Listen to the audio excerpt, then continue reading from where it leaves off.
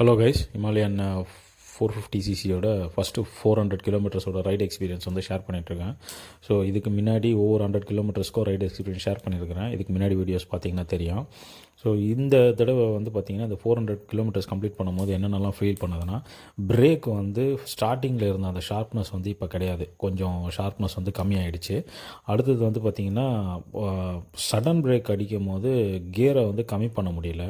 So அது ஒரு problem notice பண்ணேன். ஏற்கனவே ஒரு தடவை நோட்டீஸ் பண்ணேன், பட் அது பெருசாக நான் இப்போது யோசிக்கல. பட் செகண்ட் டைம் இப்போ வரும்போது அதே மாதிரி ஒரு சடன் பிரேக் அடிக்க வேண்டியது வந்தது. அப்பயும் இதே பிரச்சனை தான் வந்தது.